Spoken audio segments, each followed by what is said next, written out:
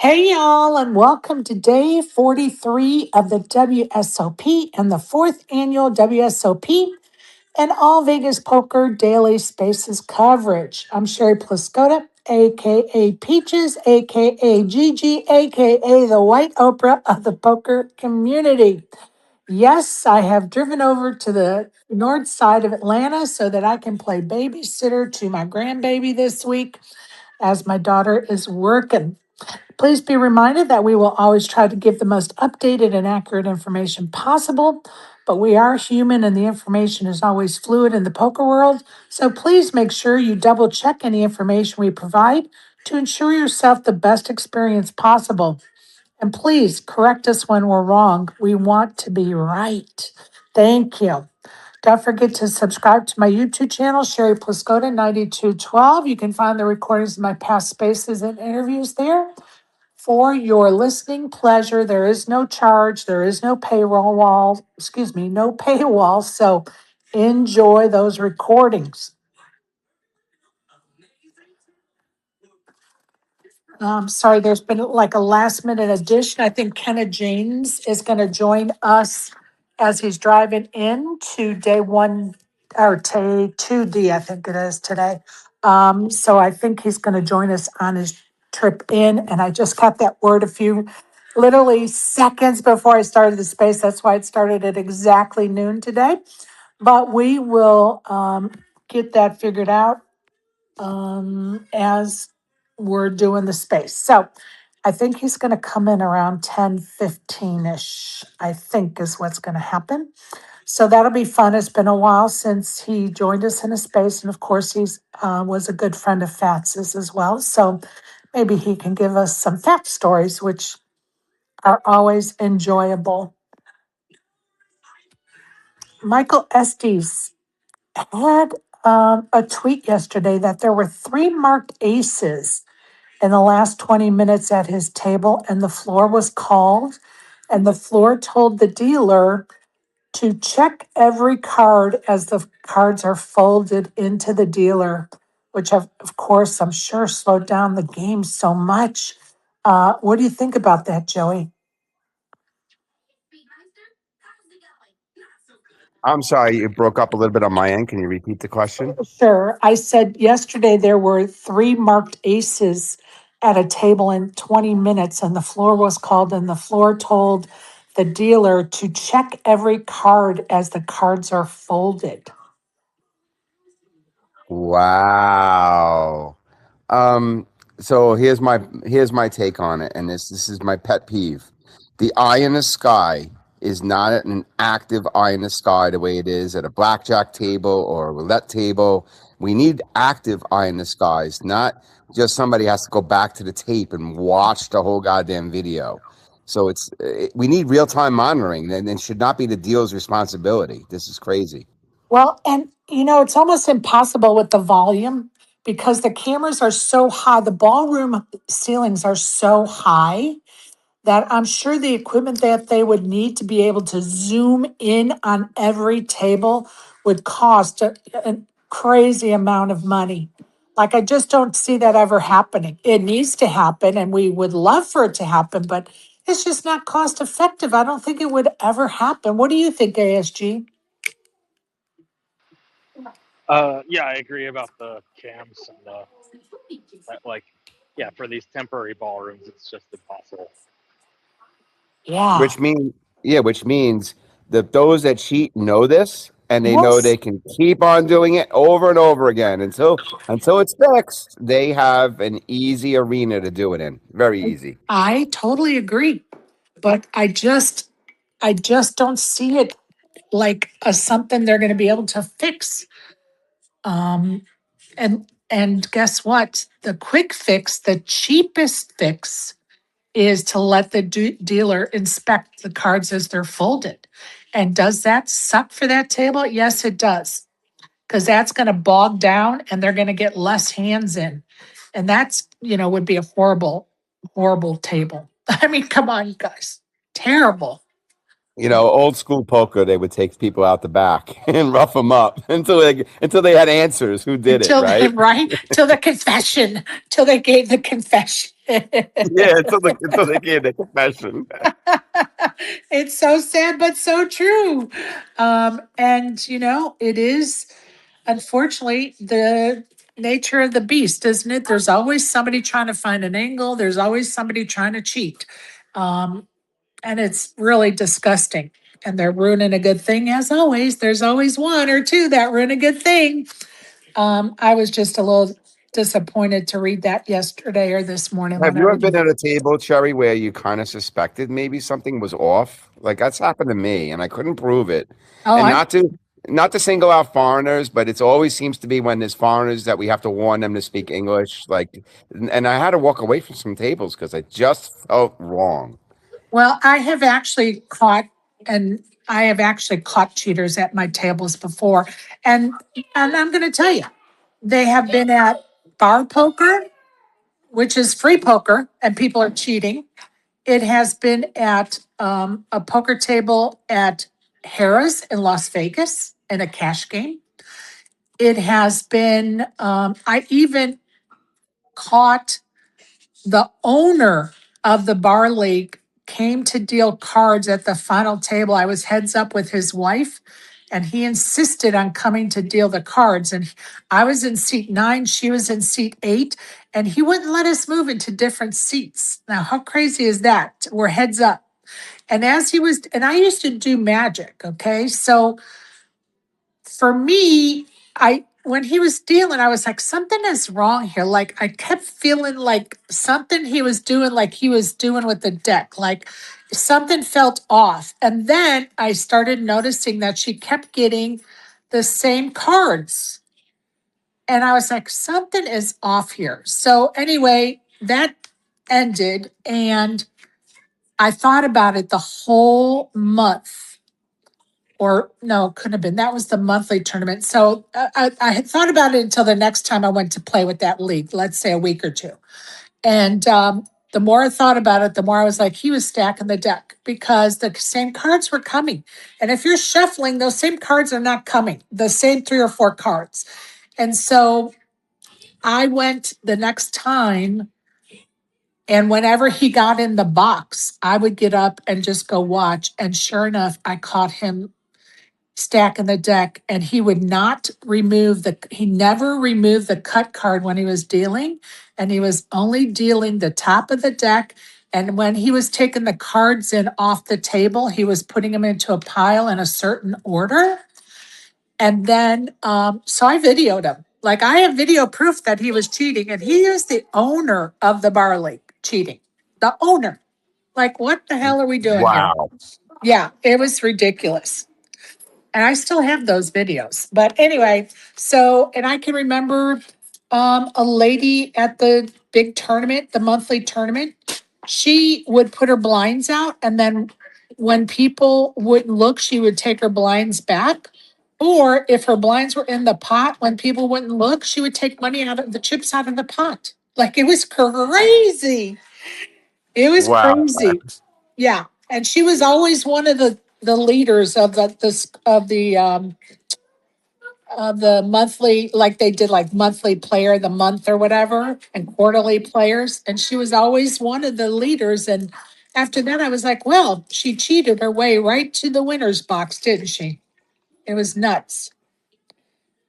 So disappointing. Free poker. It was free bar league poker, but obviously there were prizes, to be won every month or whatever. So anyway, here we are. Cheaters are going to cheat, even at free poker, people. So disgusting. Okay, let's talk about some winners around town over at the Aria Byrne Wilson or Brene Wilson. I think it's Bryne. Bryn? I don't know. Took down the $300 nightly tournament for 12,000. Over at the Venetian, Sung Jin Chow took second in the $1,600 bounty for 43,000. Then Vamardino Maxake took down the $1,600 bounty tournament for $48,000. And Hunter Rosling took down the $1,100 bounty tournament for $41,000. Over at South Point, Steve took down the 10 p.m. bounty tournament, $1,100 buy-in. I'm sorry, no, he took down the bounty tournament and he won $1,100 plus his bounties. So congratulations to Steve taking down that 10 p.m. bounty tournament over at South Point. It's about to get quiet here because somebody's going with their mommy today. Have fun. Don't be sorry. Have fun, you guys. Bye. Oh, life of a Gigi. I wouldn't change it for the world, people. Would not change it for the world. I'm going to go around town and give us some updates on some tournaments that are going on. Over at the Aria at 9 o'clock is a turbo satellite for $1,600 for the $1,600 tournament. It's a $240 buy-in, and they are guaranteeing 5 seats. At 12 o'clock at the Aria is a no limit tournament, $1,600 buy-in, $500,000 guarantee.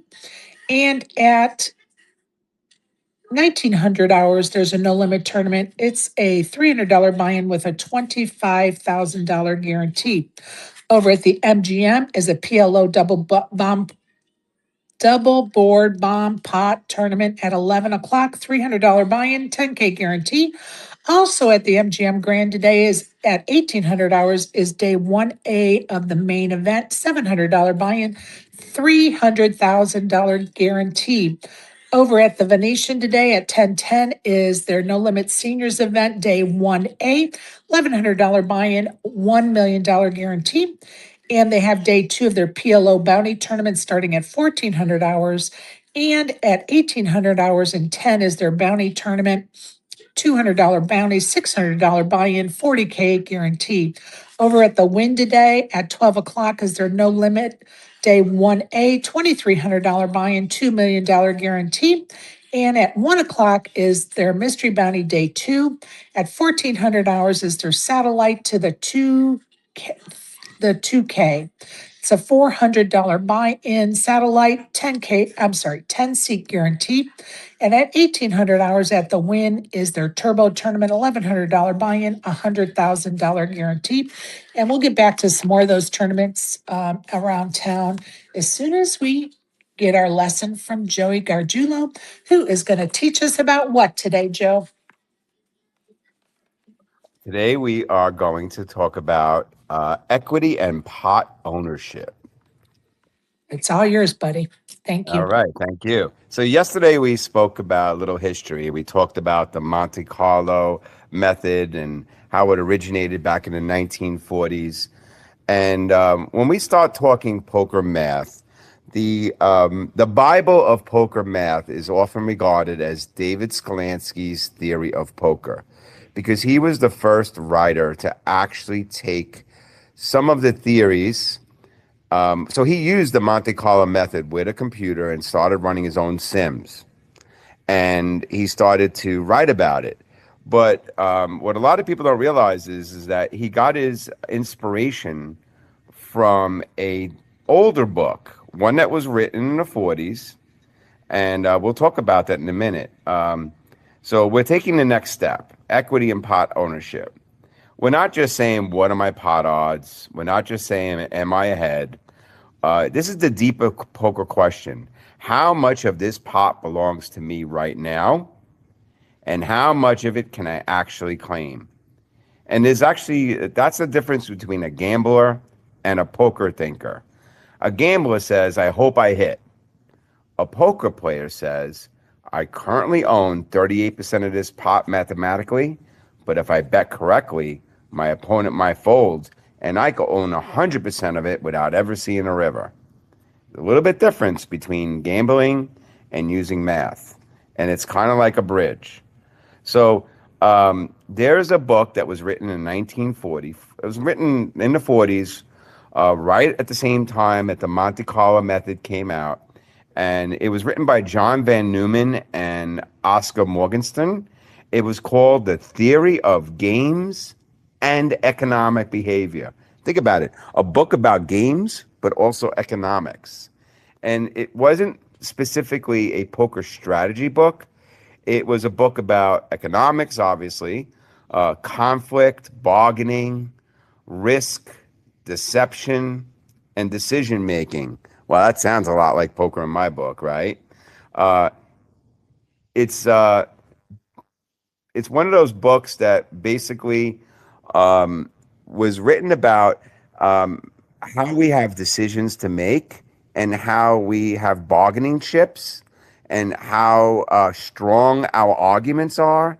And it's very, very interesting. And it applies more to poker than to chess because, chess is open, but poker is hidden, right? Poker is a game of imperfect information.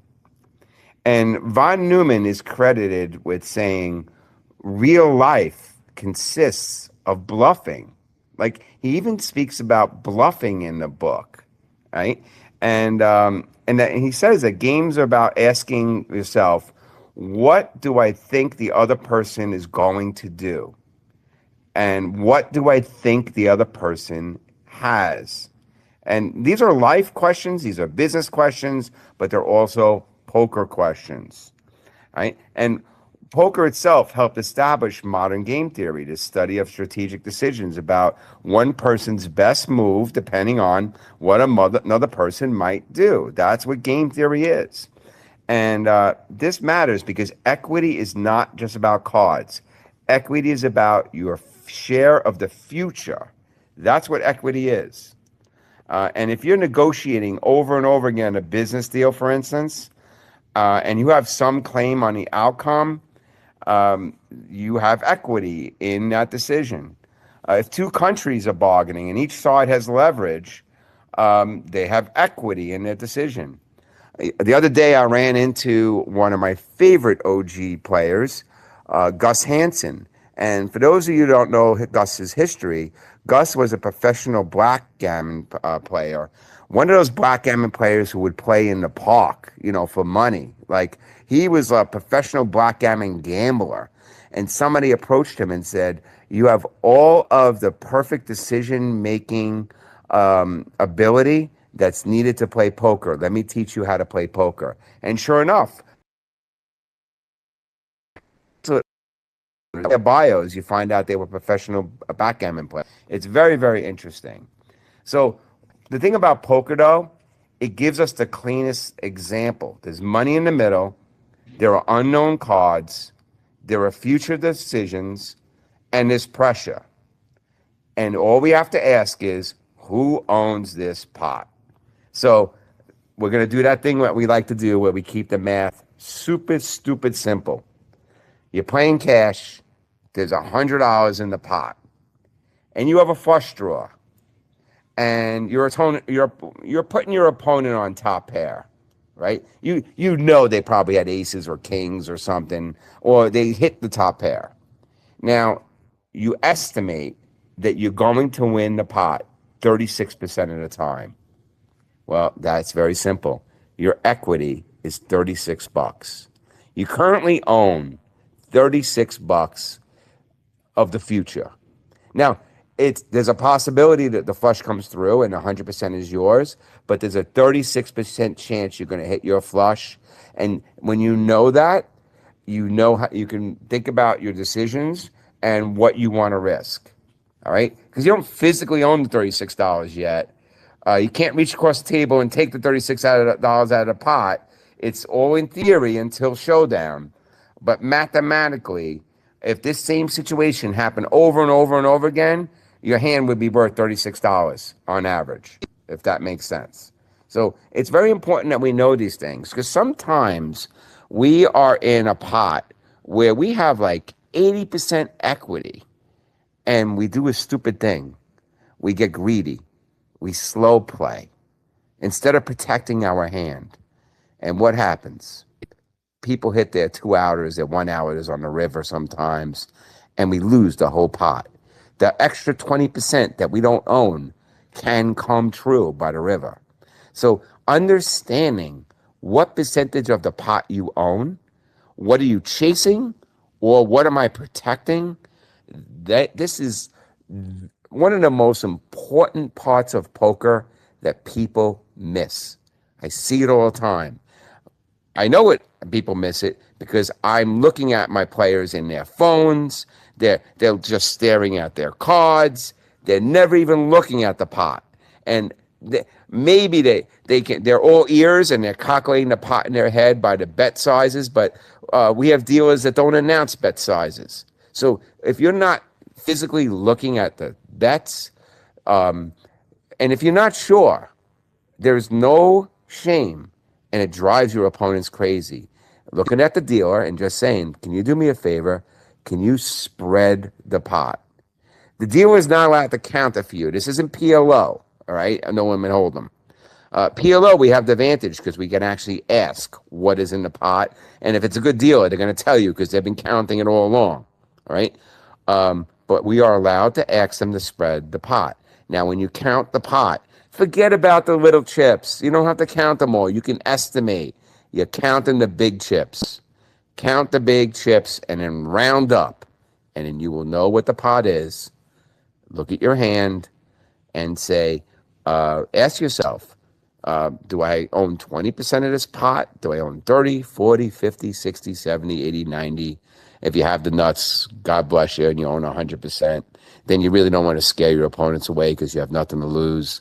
But this is simple poker math broken down, and it's about what do I own in the pot.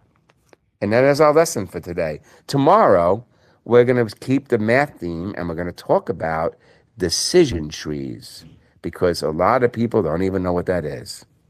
Thank you, Sherry. I love that. Thank you, Joey, for that lesson and for letting us know what we're going to study about tomorrow.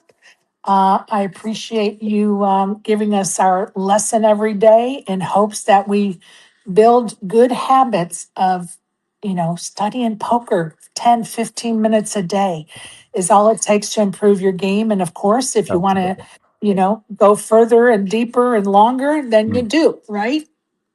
Right, 100%. And I'm going to sign off early today because I might be on a secret mission. I won't tell anybody what it is. I Okay. love it. We'll look forward to hearing about it in the future. Okie dokie. Appreciate you, Joe. I All see. right. Appreciate you. I see Craig is in here. Come join us, Craig, and let's talk about what you're up to these days, buddy. ASG, how are you, bud? All right, grabbing some lunch. Grabbing some lunch. Are you eating al fresco or what are you having today? Dos Toros. It's like a burrito joint. Very Yummy. Chipotle-esque. All right. Sounds yummy to me. Sounds quick. I like quick for lunches for sure. Um, well, enjoy that lunch, ASG. Enjoy that lunch. Hey, Craig, how are you? I'm good. Just working on an article for today. Awesome. You want to give us any hints as to the topic? No, well, we've been at Poker.org. We've been looking for the next Chris Moneymaker, and every day you run into so many cool people. We got 8 or 9,000 playing in the main event this year. Everybody has a story. So now and then you come across a cool person. The other day I came across this guy who had Super System under his arm. So I kind of looked at him and walked up to him and said, "Hey, what you doing?"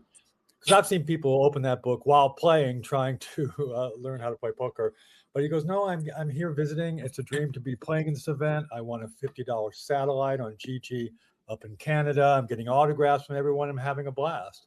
So talking to him was really cool. So everybody is here like on a dream, especially for the main event. So it's a lot of fun to just find these people. I'm working on this wonderful woman who won her seat. I think it was with the Lady Collective, a group in Minnesota. She plays online like weekly with them, and they put some money in the pool to win a main event seat, and she won it after all year long. So she's here playing, and she made the second day, and that was pretty cool. So that's what I'm working on, trying to figure out how to do this story. I love that. Love it, love it, love it. And, there's a couple of ladies groups that have been playing a league all year long and sending somebody to the WSOP. I know Yep. Jeff spoke with one of the ladies, Stacy, from the Desert Sharks down in Arizona. I have some friends in that group, and they do so many ladies' events down at Talking Stick, and then they do their league for the whole year. And they really are a very active and busy ladies' group for sure. So I love hearing those stories. I think we all do. I think over the last few years, I've found so many ladies group. Obviously, Poker Power. There's so many ones out there. I'm sure you can name it more. And it was fun to see all those ladies in the event this year. So yeah, I think the female contingent in the games is growing and growing. I hope it continues. Well, and I can't wait to see what the numbers are this year. If we could even get up to 7 or 8%, I would be happy. But honestly, I kind of feel like we're even a little bit higher than that this year. I don't know why, but I just have that feeling. I agree. We'll see. You'll have to ask Mr. Math, Mr. Kev Math, and see where it's at. Maybe he's got those figures. It's getting close to the time that they'll be available for sure. Go ahead, Joe. I just wanted to thank Craig. For those of you that have not read Craig's articles, Craig finds these amazing stories. Like his articles aren't just about this hand, that hand. It's about the people. Thank you, Craig, for that. We really do enjoy thank you, it. Joey. I appreciate it. And let's remind everybody that Craig writes for poker.org. And I think you'd be happy to know that yesterday, or it may have been the day before, I was talking about the GG Lounge. And I'm sorry, it just doesn't compare to the poker.org lounge. It's nice, but it's just not the same. Craig. It's nice, but I'm sure it cost a pretty penny. I don't think that was a consideration. It looked like a higher game moved into that space. There's some sort of strip show or something going on in that space. I saw the sign up there in Yes. front of Indians, but I just think it wasn't available this year. I mean, I feel pretty blessed that Poker.org was able to do that the last couple of years and had us in there. So we miss it because people loved it, but I can't believe that it was as much fun as it was. And we had the comedy show with Joe last year, so it was a trip. But I Well, miss it, and and people don't forget the authors you guys had in for book signings. And, I True. could grab a quick meeting there myself. And, it just was a great space. It You just came for the was. cookies. Come on, Sherry. You came for the Of cookies. course, even though I didn't even have one. But yes, I came for the cookies. I I came for the cookies. I mean, they made, and Dara was always there with his English tea and crumpets and things like that. So it was fun having people walk in. And last year we had a lot of the superstars that walked in sign our banner there, so that was pretty cool. So it's always fun. We'll miss it. Maybe it'll happen again. Who knows? I'm not part of the admin there, but just right.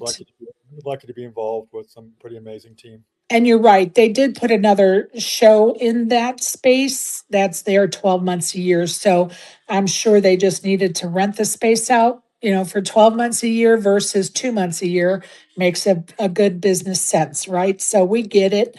We may be disappointed, but guess what? GG Poker, the Platinum Lounge definitely served its purpose. And I did enjoy going there for sure. It just was different and it's okay. ASG, go ahead, buddy. Speaking of strip show, what do you think about those WPT gold trucks? I posted about him yesterday. I was driving out for an errand, and I turned to my right. There was a half-naked Rampage, Phil Ivey, and Doug Polk, and I took a picture. I said, "This wasn't what I expected to see on my trip to CVS," but it was pretty fun. And I heard they had like 7 or 8 trucks in a row there for a while, and it was funny and crazy. So it got some attention. So I can't believe it was a bad ad. I'm just surprised Phil Ivey was wearing that outfit for the picture. It's so hilarious, dude. I laughed so hard the first time I saw that truck in Vegas. Oh, what a great troll. I mean, honestly, you have to give credit to WPT Gold for, for the greatest of trolls, as I call it. Go ahead, Barry. Welcome. Good morning. Thanks for having me, Sherry. Good to see everybody again. Craig, always good to see you. Thank you, Barry. Just remember, people don't get any traction from punching down. They always got to punch up. So fuck all that noise and keep doing you. And the community's behind you. No, thank you, Barry.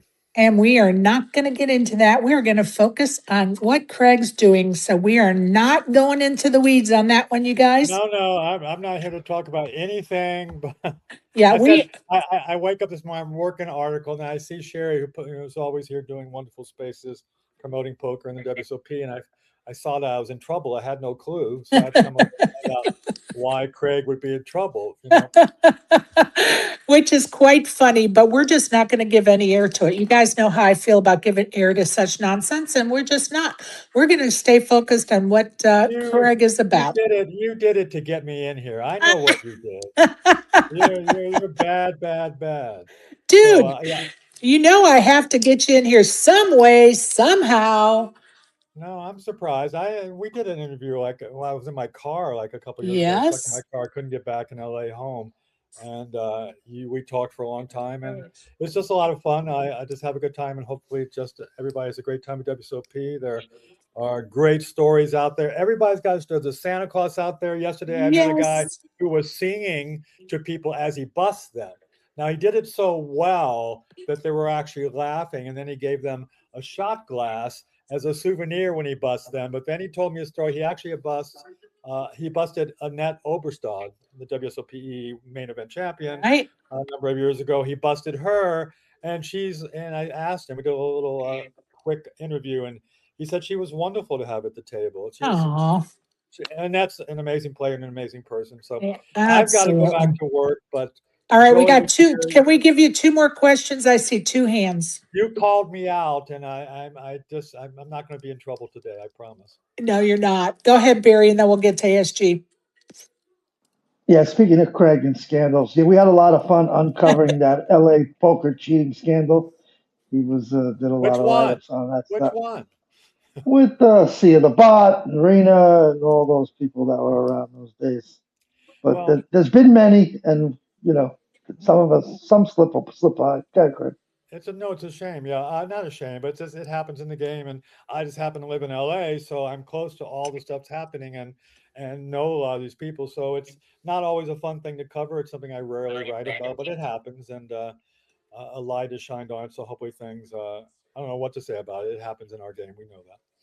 It Yeah, definitely does. there was just a big one in New York with the NBA players and stuff. Oh yeah, yeah. I wrote A about lot, that too. a lot of our friends were involved. Probably 30. There was over 30 people indicted. I probably know 22 Oh, of for them. that big one. Yeah, yeah, yeah. I saw that, the NBA thing, and them having a table set up to be able to cheat people. So, yeah, we just got to be careful out there. Almost every cash game pro said, I know I've been cheated sooner or later, and it's mainly home games. Just got to be careful where you Yep, play. Casinos are the Yep. safe place to play. absolutely. Go ahead, ASG.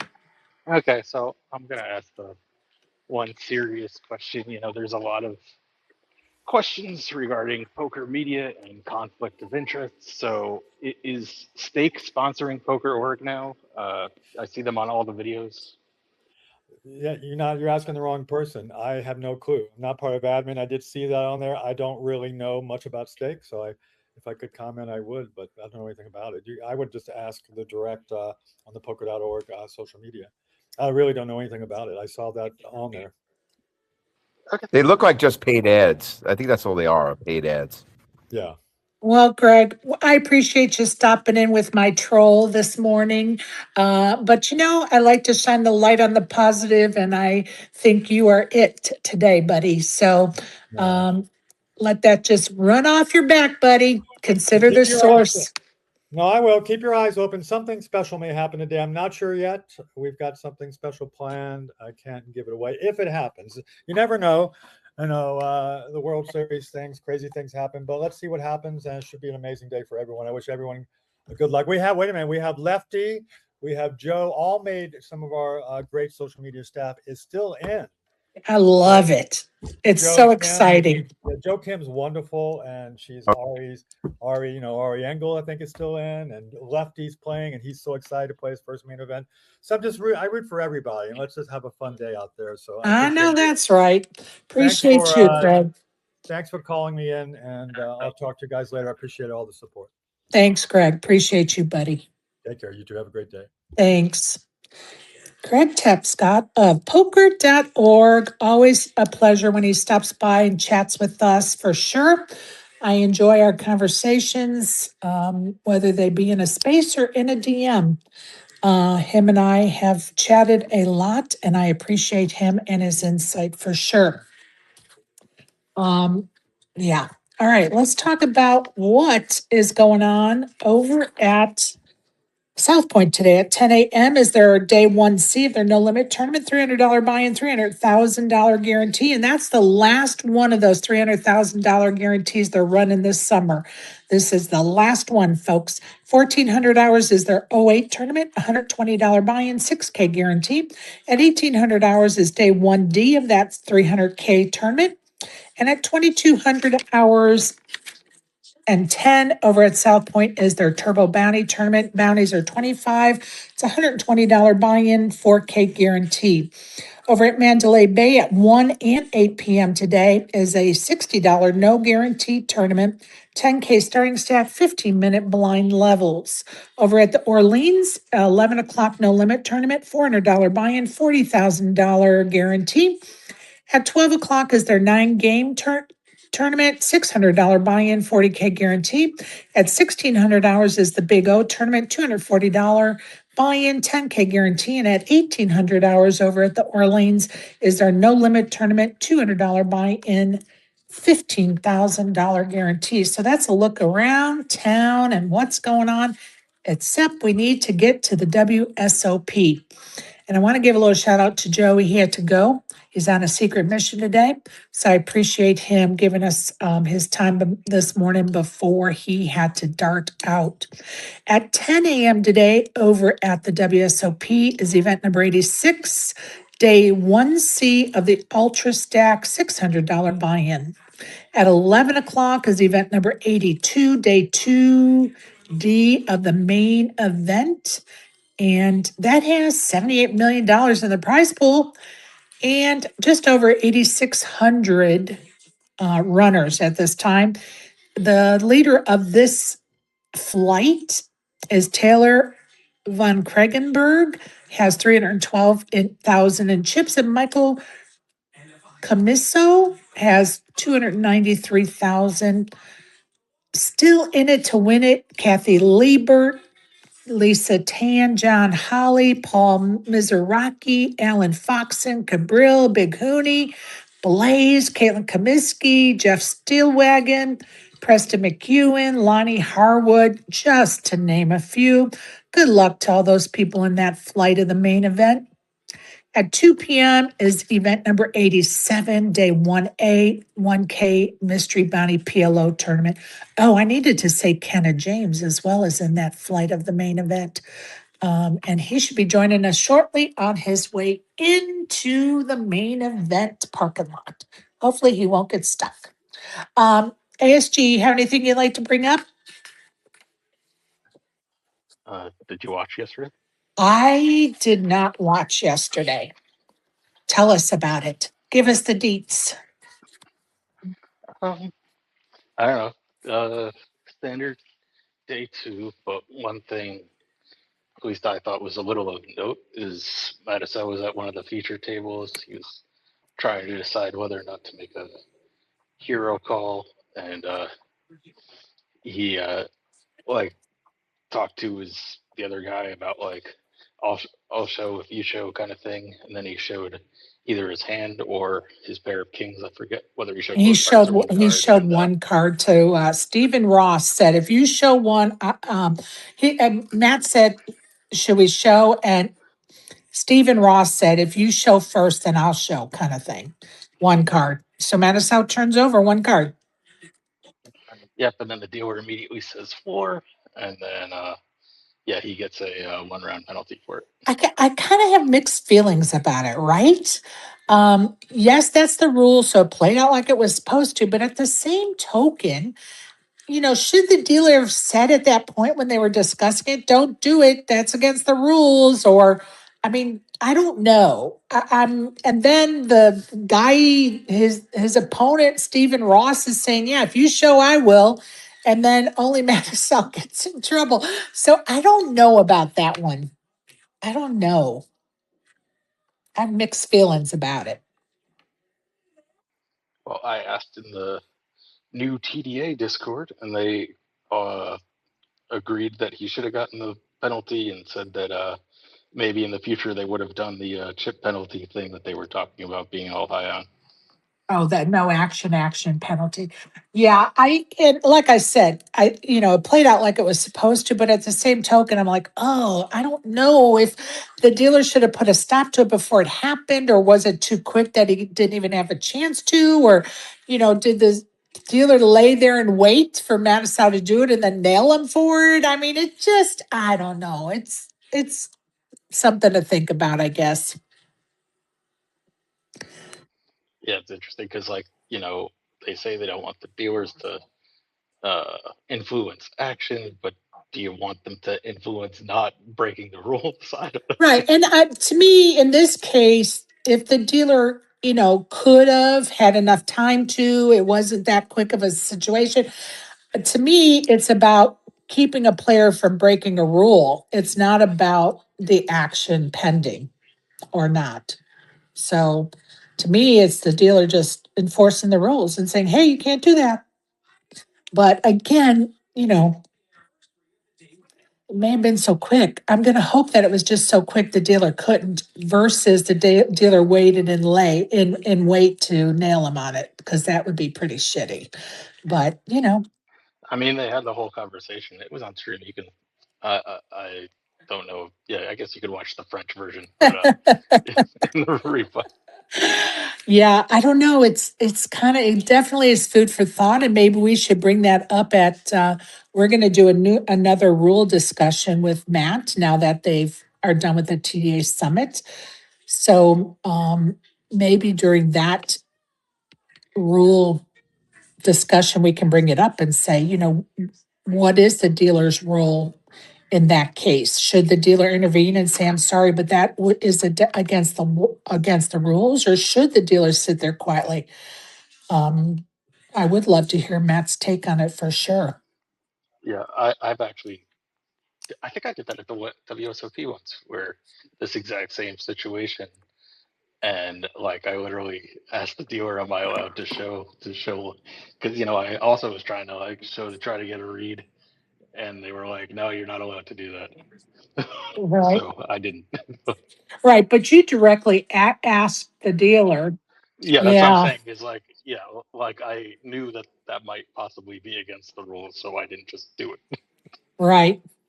Yeah, and So Mike thought, since he was heads up, that there was no rule about that, because he's like one of those old school players that didn't used to be a thing. Used to be able to do that kind of stuff well, all and the time. let's face it, he plays in games still to today that they do that kind of stuff at, and their house rules. I mean, Poker Go Studio games are a prime example of that kind of stuff, and it should be that way because it's really a home game, right? And whatever they decide to do at a home game, they decide. And honestly, I don't even think about that when I think about the situation, because you should always know the rules of the house you're playing at currently. But I can see where he, in his own mind, just didn't think anything big, a big deal about it because he plays like that all the time. But that certainly doesn't play into or excuse what happened. My thing is about the dealer stopping it. And I just have, the other player was in on it too, like Matt. I mean, you just think about it. It just it's something that needs to be discussed, I think. Yeah, and also, I put in the Discord, in my personal view, if he got a chip penalty instead of a round penalty, he would have gone off. Um, Right. that's my feeling on what people think about chip penalties versus round penalties. But we'll see what happens when they're more frequent. But I think that would have caused an even bigger issue if they started influencing chip penalties. But Yeah. that's to be determined. Right. Very interesting. Barry, what do you think about that? Yeah, I don't really know. I mean, I'm not a fan of showing cards. If you show one, I'll show one. Fuck all that noise. You should just play the game. Right. No, no opinion. Got it. Got it. Barry, you got anything you want to bring up? Nah, all good. I love it. I love it. And yeah, I would love to discuss a little more about what's going on Twitter, but I just can't. I just can't do it. I just can't. ASG, you got anything else you'd like to bring up? I think that might have been it. Uh, yeah. Oh, day two actually got more people than it did last year, so it's the only time things have ticked up since last year. So that's interesting, just in terms of the whole late rage discussion. I wondered if it was going to be better this year because so many people are like, well, I'm just waiting until day two. Um, there's so many pros and Yeah, cons. like it wasn't a huge amount more, but it still was the only time we've had more people. Like none of the day ones had any more people than last year, but this one did. So like it's not like a huge, like gigantic, oh, this, now we might have 10K, but it's like, yeah. Right. I don't even think, is registration closed now? I don't even know. I guess maybe a couple more hours. No, you can register up until, was it like 2 levels into day 2D? Okay. So, and they're not even getting started yet. So, yeah. Yeah.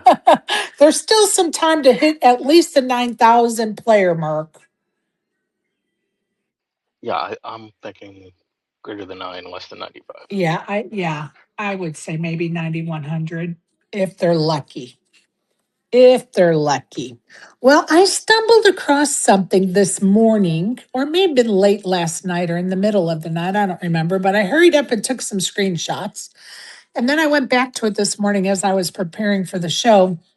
And lo and behold, not only in Vegas, this is going on, but in some other cities around the nation. But this is the first time I've ever heard of the world's largest all you can eat ice cream buffet at the Museum of Ice Cream in Las Vegas, located at Area 15. Now, I don't love ice cream enough that I would probably pay for this unless my granddaughter was with me and I was taking her. I just don't eat enough ice cream. I probably eat it once or twice a year. Unless I'm in my hometown, then I'll eat it every day at the homemade ice cream shop. But, excuse me, you can go to the Museum of Ice Cream, and the tickets start out at $42 for general admission ticket, and you get a reserved time, unlimited ice cream. You get to explore all the rooms and attractions. They boast the largest sprinkle pool, and you can stay as long as you like. That is a $42 ticket. Now, let me just say that no matter what ticket you buy, you get immersed into 15 attractions. There are 3 surprise accessories for the Robbins costume shop, or from the Robbins costume shop, and the double bar bracelet and ceremony at the Little Pink Chapel are included in all of the ticket prices. The $52 ticket is everything that I read for the general admission ticket, or not yet, the general admission ticket. Yep. And you have a 90-minute flexible time on your time reserved. So if you have a 9 o'clock ticket, you have 90 minutes to use that ticket. So it's flexible. So if you're typically a late person, you may want that flexible time. The $68 ticket gets all of that stuff, plus one drink. You get ticket insurance, and you get a take home gift and 10% off of any retail that you may purchase while you're there. So that is the ice cream buffet at the Museum of Ice Cream at Area 15 in Las Vegas. Barry, is that something you would go enjoy? Probably not. Maybe see the sights, but not for all the ice cream. Yeah. I don't need all that. Yeah, I don't either. One cone is good enough. Yeah, and I ordered the kitty cone because even an adult cone is too much ice cream for me. I ordered the kitty cone. ASG, would you enjoy that ice cream buffet? No. Yeah, I'm here. I'm with you. Where's Isaac when I need him? I know Isaac would enjoy because he is definitely a foodie. Maybe I need to say his name 3 times like Beetlejuice. Isaac, Asimov, Asimov, Asimov, and he'll appear. Oh, he's burning the candle at both ends. He's got a big project for the Green Visor Gang. If you're not part of their Discord, go ahead and join it. Isaac's working on a big project for them that is going to come to fruition here within the next couple of weeks. And so his life is going to kind of go back to normal, I think, and not be so busy. So hats off to him for burning the candle at both ends to make his Green Visor Gang a better place to be. So kudos to you, Isaac. Keep up the good work, my friend. Keep up the good work. And if you don't know who the Green Visor Gang is or what they do, they host home games and some cash games on GG Poker. You can look at their Twitter page and find the links there for everything. That is the Green Visor Gang. That's what you're into. And they are like into NFTs and all that stuff. So that interests you? Check them out, people. Check it out. All right, you guys, we got a few minutes to just gab about anything. Anybody want to bring anything up? Everybody must be out having fun today on this Tuesday. Vegas to get slower and slower. The World Series winding down. There's not many events left. Nobody really cares. I totally agree. And people have already gone and come home, right? And so they're back to their real lives, back to their reality, as they say. Barry, where are you going next? Borgata? Yeah, Borgata come the 20th, I think. So spend the week there. Nice. Ite won't be there until September. She's going to California to spend some time with her family after the WSOP. But she did say she would be there in September for the mixed festival or whatever they're calling it. Yeah, she runs a bigger festival. She said the prices should be a little more reasonable.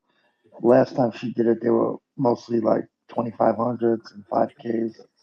So we'll see how they do this time. Well, yeah, it has to be more. I don't know. I don't know the mixed game world. Um, do you really have enough players to come to a festival with that high price points, Barry?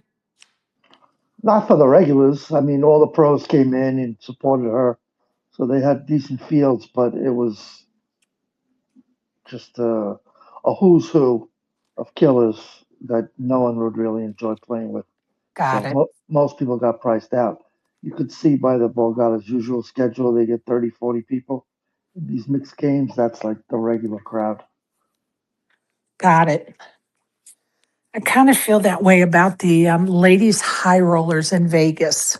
I know that some of the crusher pros want those higher price point ladies events, the 2,500, the 5Ks, but we just don't, how can I say it? The reason we have the ladies events is to make the price points affordable for the ladies that are just getting started, right? And then, with the premise that eventually they're going to just start jumping off into other tournaments, higher price points, mixed fields, that type of thing. And so it's going to be interesting to see if those high roller events take off or just stay at a certain amount of the typical pro players, like you're saying with these mixed games. I mean, I got no problem playing 1100s, 1500s, stuff like that, but not against a field of 25 with 20 fucking killers. Right, I don't need that stress in my life. right, right. No, I get it. I get it. And I kind of feel like that's kind of the same attitude that some have about those high roller ladies events that they're like, hey, I can go to an open field event and be 10 times more players in it. So the prize pool is better. And it's not so concentrated with just those top level pros in it, right? So it's all about perspective. All about perspective, for sure. ASG, where are you going next? Yeah, I was thinking I might play that Borgata one too. On the weekend, it looks like they have a double board bomb pot tournament I'm looking at. Nice. I would never, excuse me, never in a million years play a double bomb pot board. I played that when I was in Austin, Texas. They're all about the double bomb pot boards, and I'm like, I'm here to play no limit. Okay, so every time they have 2 times that you could do an different game, right? So there's a little button that goes around that travels around the table, and when that button reaches the dealer, I think is how I don't even remember what the hell. Then you can have like a dealer's choice, and so they always pick the double bomb board PLO. And then when there's a dealer change, so out of every hour, probably 10, 15 minutes are on those 2 hands. Like it's so annoying. I'm playing no limit. I don't want to play that shit. And they're like, what's wrong, Sherry? I'm like, I'm here to play no limit. If you guys want to play PLO, go over to the PLO table and play that game. I want to play no limit. I don't like it. But hey, what do I know? What do I know? Well, I made the decision. I'm going to go to Houston in August to play Phil Hellmuth's championship or Champions Club ladies event series. He's adding 25K to the main event purse. So I think it's a good idea. Good value. Good luck out there. I appreciate that. It's not until the end of August, so I'll probably go up to Cherokee a couple of times and play and um, then go there in August, hopefully. And I'm just praying I don't need to. Well, actually, it could be twofold because at some point I have to drive my son's belongings out west. And I'm really hoping that the timing turns out that I could just drive his stuff, stop in Houston, and then continue his stuff out west would be the most ideal situation. And then I would just cancel my airline ticket. But if not, then I don't know, probably right when I get back, I would do that drive or maybe have to do it before. I don't even know. He doesn't have a closing date yet, so got to wait on that. Hey, Michael, thanks for joining us, bud.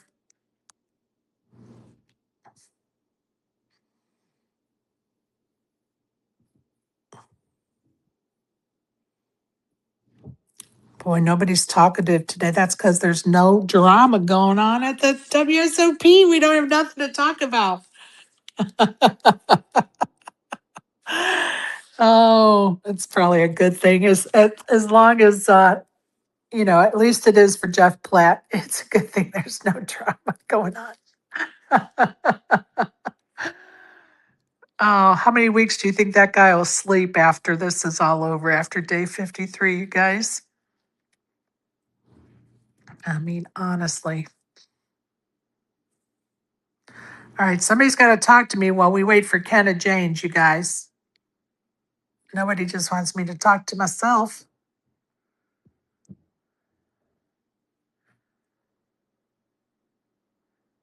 I think Kenna should be here in the next few minutes.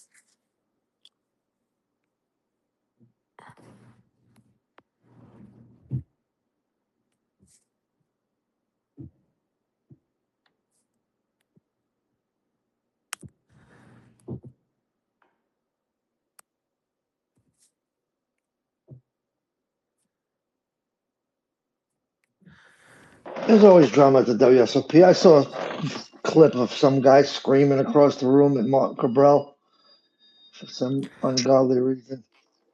Yeah, I never could figure out what that guy was talking about or doing, or I never did figure that out. I saw that clip and I was like, okay, dude, why are you yelling like his name? Are you just trying to get on TV right now? Or because it just didn't make sense. He's probably doing his Martin Cabral imitation. That's all that was. Oh, But that's what they yeah. want. They want disruptive people. They want people screaming, people fighting, people yelling. So they self-fulfilling prophecy.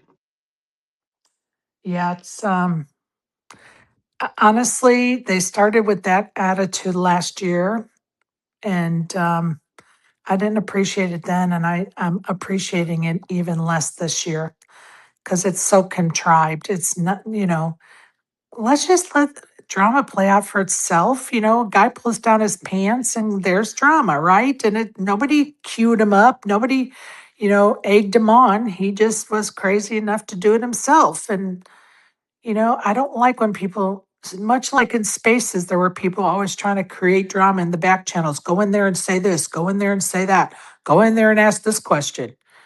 I never liked that from the start when I would get those DMs. It's so stupid. Like, the content will present itself eventually, and it's okay. Like, come on. That's also, I think, kind of insulting to the audience.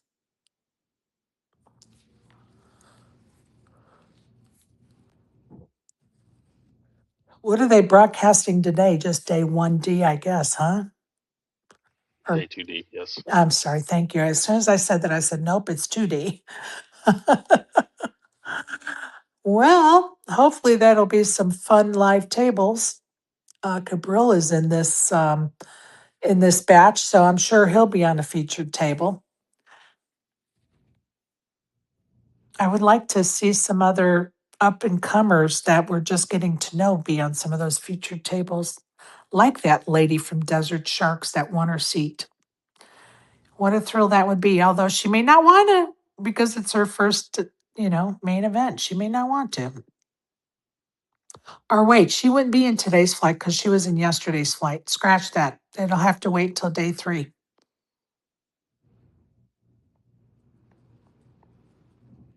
What day does day 3 start, ASG? Let's see, today is Tomorrow, I think. Yeah, tomorrow. I think it just goes nonstop from here on in. So those that are playing 2D today have to play day 3 tomorrow right away? There's no day off? Yeah, that's how it. I believe that's how it works. Yeah, Okay. you have the days off for the day 1s and the day 2s, and then it goes day 3, day 4, day 5, etc. until the final table where you get that break until August. Who do you pick to win the main event? Let's pick somebody. Let's have a pick here. Who are we picking to win the main event? Who do you pick to win the main event? There's that 8,000 people playing right now.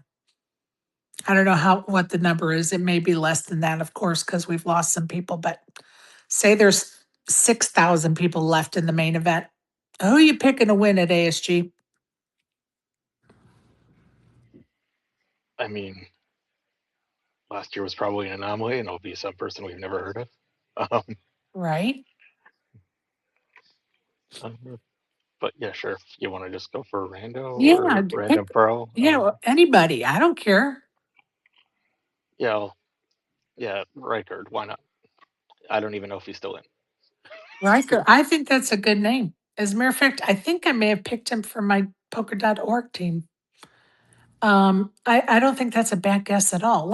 I'll tell you what, instead of just picking one, let's pick more than one that we think could be the one. How about that? Would that be easier?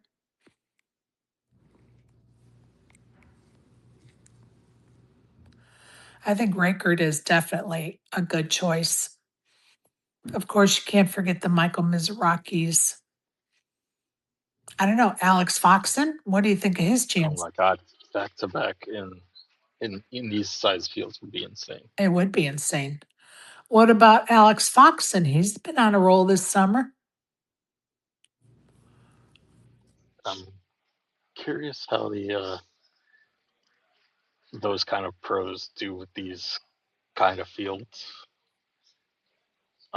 We saw Chance against Rigby however many years ago. Right. What about the Kahari? Kahara.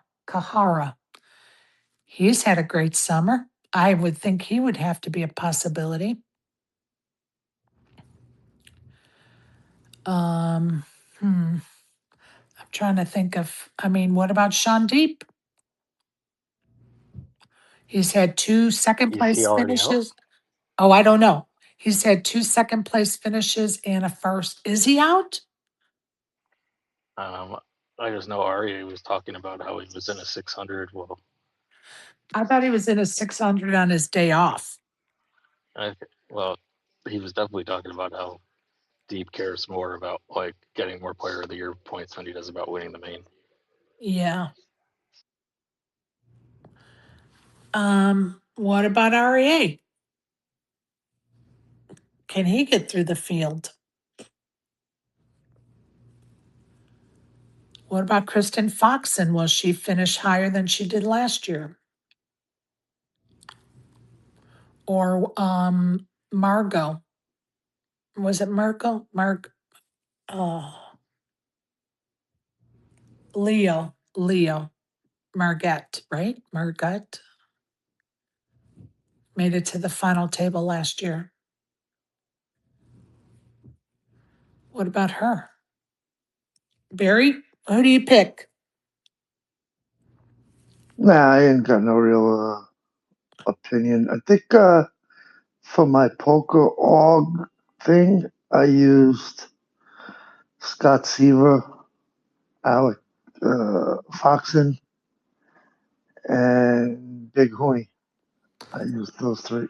Oh, Hooney, I think is a good pick too. Let me think of who I picked.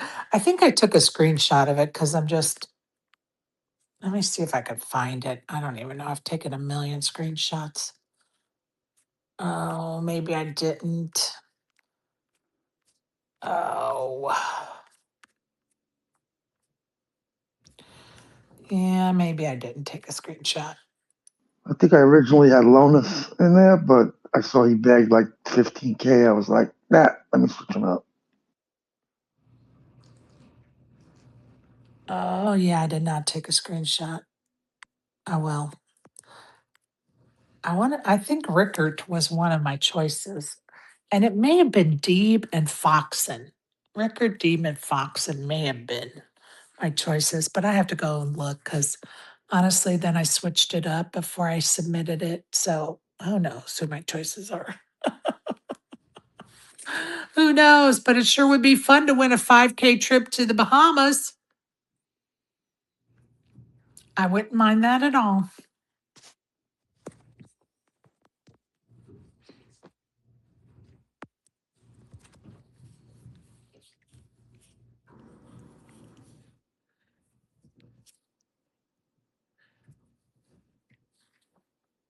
I see Michael down there. When's your next Run Good series, buddy? If you want to put it in the chat, I'll read it out loud. Or if you want to come up and chat with us, you're more than welcome to. We're just waiting to see if Kenna James is going to join us. He's supposed to join us on his trip into the WSOP, which from all accounts should be in the next few minutes. So we're just hanging around, wasting a few minutes while we wait for Kenna to join us.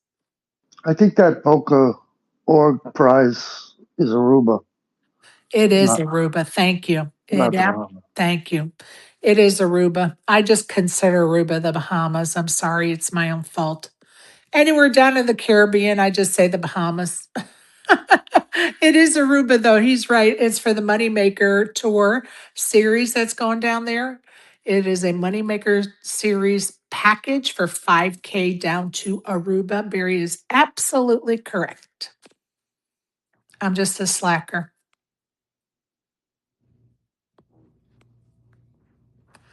Just a slacker. I saw Slay entered 2D today. Oh, good. Good. I'm glad he got in there. Did Ruben ever get to Vegas? No, he never made it out. Oh, bummer. Next time, maybe for the WPT.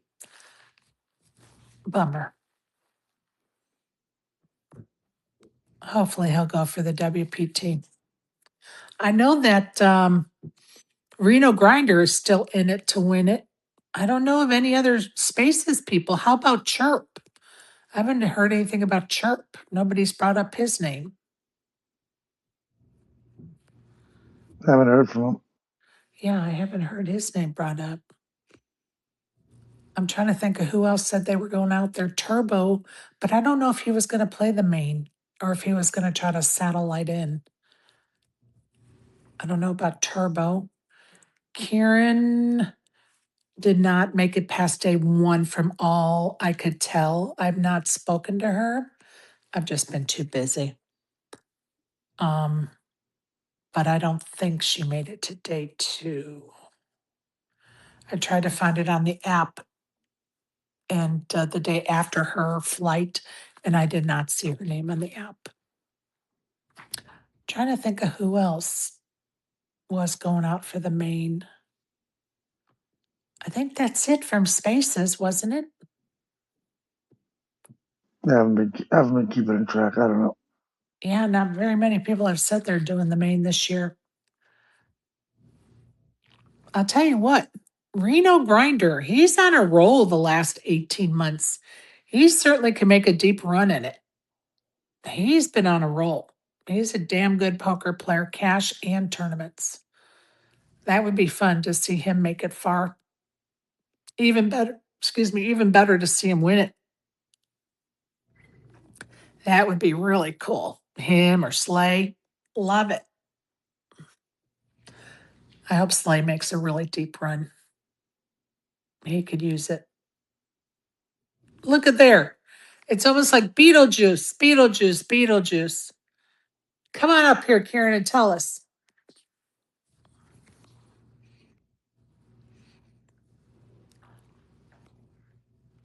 Gotta love spaces, you guys.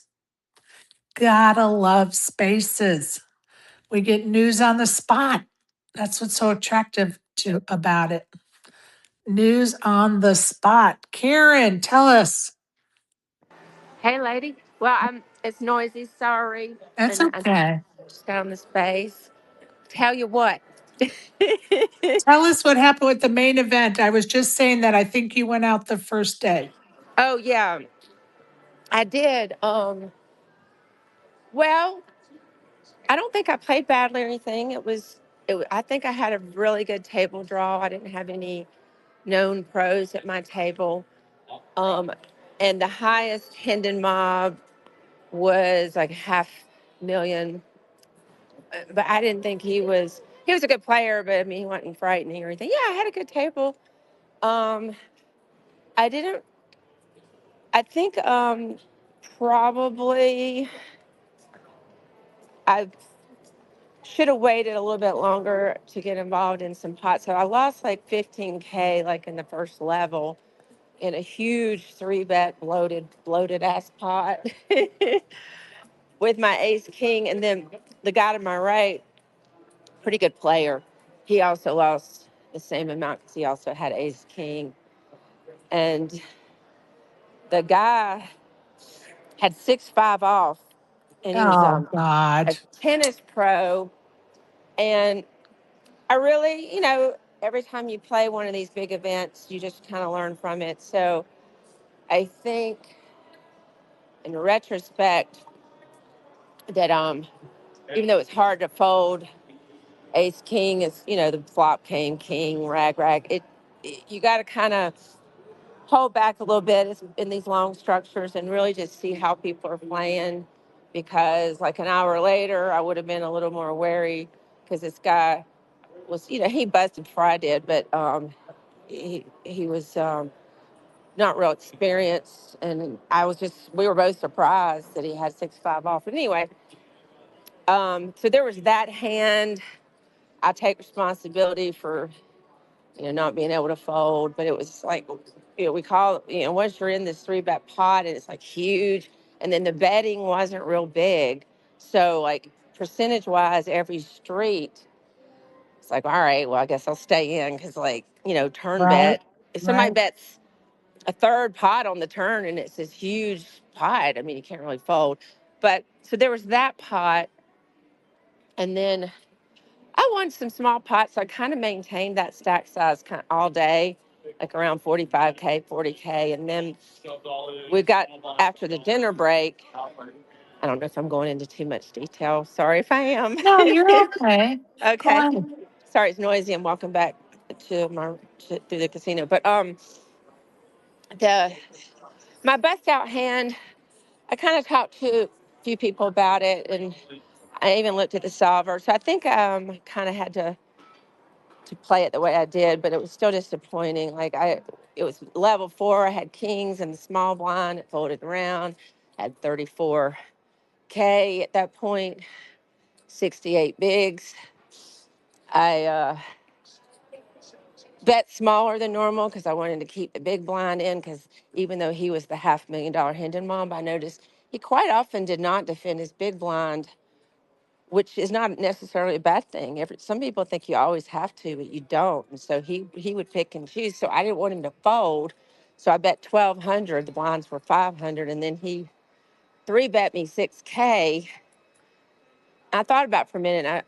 I went ahead and jammed, four bet jammed.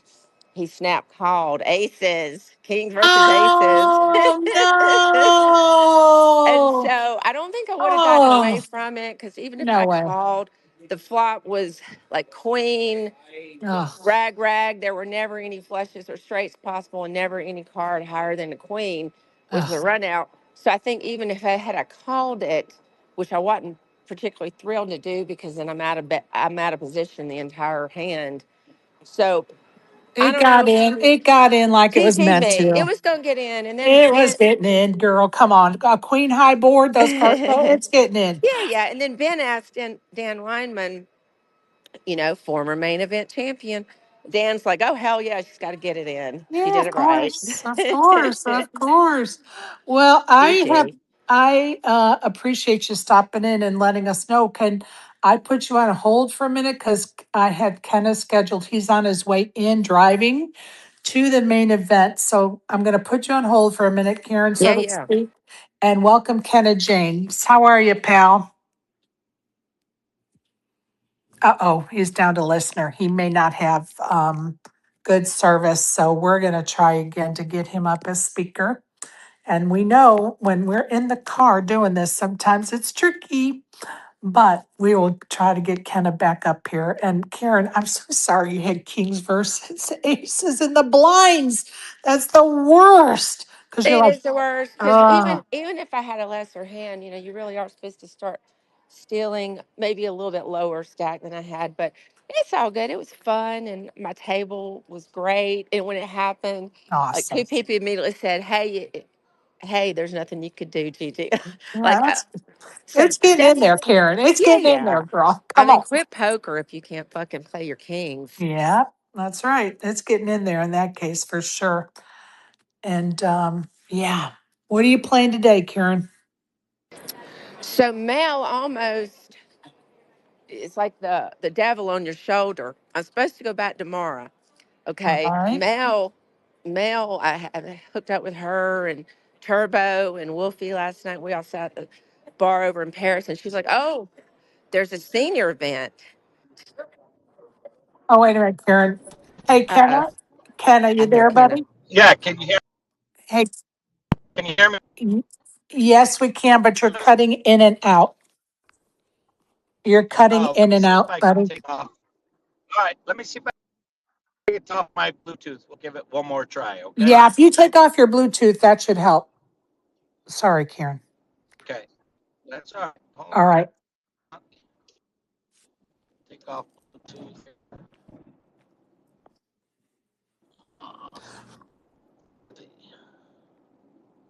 Bluetooth off.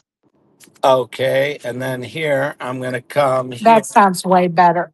Does that sound better? Sounds way better already. Yes, Okay. All way right. better Good. already, buddy. Sorry about that. Well, Kenna James, that's okay. How are you, buddy? Doing good. Doing good. I'm a little bit under the weather. I'd say I got a little bit of a cold, but we will carry on. I hear you. I hear you. So day 2D of the main event, eh? Yeah. Yeah, it's a long way to go. I think it's day 4 we even make the money. So, it's a cross between survival today and building a stack. It's kind of that in between. It's not quite moving day, but almost. Right. What's your stack look like? I got 115,000. I think that's about 115. Well, I'm not sure. Are we playing 500 and 1,000 today, or I 4 and 8? think so. I think you're at 5 and 1,000 today. Okay, so yeah, and hopefully we can bag around 250 today would be the goal, and see how it goes. I love it. I love it. Who you playing with? Who's on your table today? I've got one big notable. Maybe you can give me some feedback on that. Let's see. I got to restart my app here. Lauren. Let's see. Lauren Klein. Do you know a Lauren Klein? Oh, I do not know a Lauren Klein. Karen, do you? No, I don't. Yeah, that's not a name. Does she have a record or what? Yeah, it's let's see if I pick on her. She's got something like almost 3 million in WSOP earnings. Oh, I'm how come? assuming it's a woman. I'm assuming it's a woman. 10,000 pot limit Omaha. It's like my name, right? People assume I'm a woman because my name's Kenna. Right, right, right, But right. yeah, a lot of high buy-in pot limit Omaha and mixed events and things like that. So definitely a player to look out for. Well, and this is someone I've not heard of, and Karen hasn't either. So somebody's sneaking under our radar. Yeah, let's get the research going there. Somebody get the research going and give me We need some some 411. intel. I need Yeah. some I need some intel going in today. I didn't really do much. Well, do me a favor, Barry, and send Maureen a message asking her if she knows this person, please, Barry, if you can. There you go. What's her name again? Lauren, Lauren Klein, Klein. It may be a woman, maybe a guy. I don't know. All right, 1 second. It's we'll see. Barry will ask Maureen, and Maureen is our World Traveler Poker Flag poker player. So if anybody knows that person, it's going to be her for sure. okay, cool. So tell us, what else have you been playing besides the main event, this WSOP? What else you been playing? Oh, geez, I don't know. It's been a roller coaster. I probably played 30 events, maybe between maybe even more. I don't know between the Win and the Venetian and the WSOP. I've got about 44,000 in buy-ins and about 30 something thousand in cashes, maybe about 36,000, 35,000 in cashes. A Uh, little bit in the red. so a little bit in the red. I got into the black about 2 weeks ago when I started to come down with this, and then I was running on fumes for a while, so I took a couple days off and tried to recoup. Okay, can you tell our I listeners? probably fired about yeah. Oh, go ahead, finish your statement. Oh, I played about. I'll tell you an interesting story. I was determined because I was on a downslide that I wasn't going to play the main unless I won a seat, and I fired a number of bullets, 1,500. I haven't played a 240, couple of 500s, and then I finally played the 2,200. It was going to be my last shot, and I ended up winning a couple key pots, and I was 300 chips short. I had Uh, 99,700. You needed 100,000 for the ticket. And Chris Moneymaker sits down directly across from me, ironically, right underneath his banner. And God. so it was great. And I reminded him, hey, we played the 2003. He knew, I mean, he knows Right, me. We played together many right. times. But I said, you bluffed me in this hand. You owe me one. He's not having any of it. I raised on the button 4,000. He's got about 90,000 too. So we're both fighting for the seat.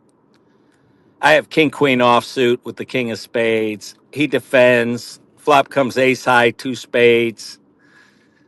He checks. I see bet like 5,000. He calls me 10 of spades on the turn, give me a gutter ball and the nut flush draw, and he leads into me for 20,000. Oh, So this is yikes. a tough decision. Um, because we're near the Right. milestone Right. and it's getting serious. So I thought about just clicking it back and jamming, knowing I had the nut blocker Right. and the straight draw, because Chris can be out there, putting pressure all the time. Right. But I ended up just calling, and an offsuit king came the river. He checked, and I obviously checked for showdown value, and he just was shaking his head like, "You got me." So I turned over my hand, and that's how we won that seat and getting in there. Nice. Nice. I love it. So yeah, Love so it. that was a long road to recovery, but we found the rainbow at the end, and we're living the dream, playing the big Oh, in the big dance. good So that's for good. you. Hey, listen, Barry's got his hand up. He might have some information for you. Go ahead, Barry. Okay. Yeah, Lauren Klein, Yeah. Yes. Loren. Yeah. Yeah, he's a killer. He's He's a got killer. Yeah. yeah, See, I he's knew it was got it probably was a guy. Yeah. four bracelets dating back since let's see, 2016, 17, 18, and 19. 1500 mixed no limit PLO, 1500 PLO, 10K Omaha 8-handed, 2500 mixed big bet. So Wow. it looks Yeah. like he can play everything.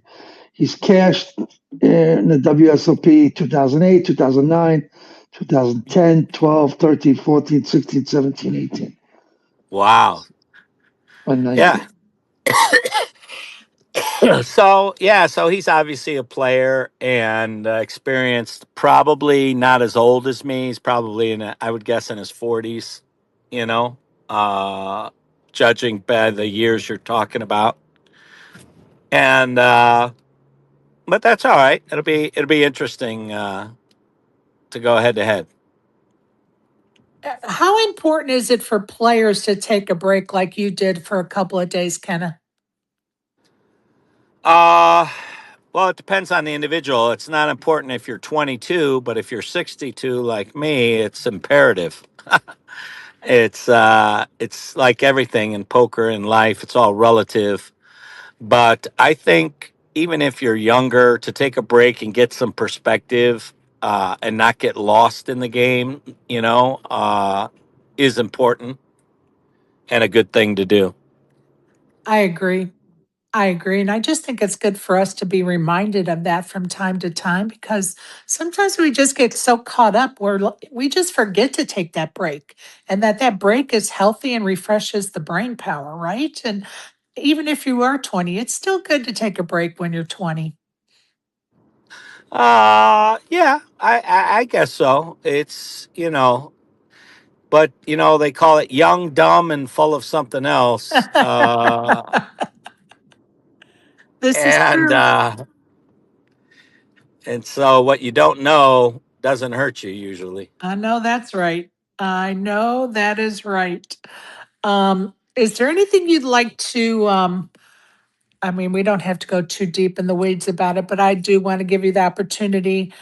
Is there anything you'd like to say about the passing of our friend Fats? Well, yeah, I mean, at first I was confused because I got a message that he had passed. Uh, his wife didn't call me or anything. But then I saw him make a post, so I was confused and I was a little lost, Right. which is kind of ironic because we lost our friend and I lost touch. But just a sad day in that I really respected Fats for having a polarizing voice. I mean, it's hard. It's sometimes hard to take a side for those people in the middle, you know, Well, because you alienate people, you know, especially those that don't really understand your heart or where you're coming from. But you stand up for something. You stand up for your beliefs. You stand up for, you know, things. And Fats, for the most part, as far as I'm concerned, stood for the right things and was a really good guy. You know, um, like all of us, we all have our, you know, our little indecencies and stuff. But he was cute about it, and he just a wonderful man to compete with and play with and know. So I'll miss him. I know you will, and so will we. Do you want to give us a fat story? Uh, well, the fat story. I think some of these listeners probably already maybe have heard it. Is when I went to Michigan to play the MSPT, and I was out of an event, and we said, "Let's go catch up. Hey, let's go have a cigar and chat it up." And so we looked for a cigar bar, and we're out in Michigan, going out in the backwoods. We go, "Wow, this is really weird." Where this cigar bar is, it's out in the middle of nowhere, and then we finally see the lights in the distance on a dark summer night, and we pull in, and it turns out it's a strip club. And Another one of his and the favorites. cigars, who does cigars upstairs, look at that. And Fats, he was a bit of a womanizer, and he couldn't wait to get in there, except they had no ramps for his thing, and it was going to be too much for him to go all the way up there. So that was a bad beat for him. So we laughed about that, and I took one for the team and went in with my wife and my other friend, and we sent him pictures, and he was very happy about that. I do remember that story and talking about that when he was in a space. And of course, he added with his only fat sense of humor that he could, right? To add to that Yeah, story. And yeah, I love yeah. it. I love it. I love it. Thank you for sharing it again. And go ahead, Isaac. Welcome. Did you have a question or comment, buddy? Nah, just saying what's up to Coach. Good morning to everybody. What Hey, up to Barry? baby. Hope everybody's Oh, doing good.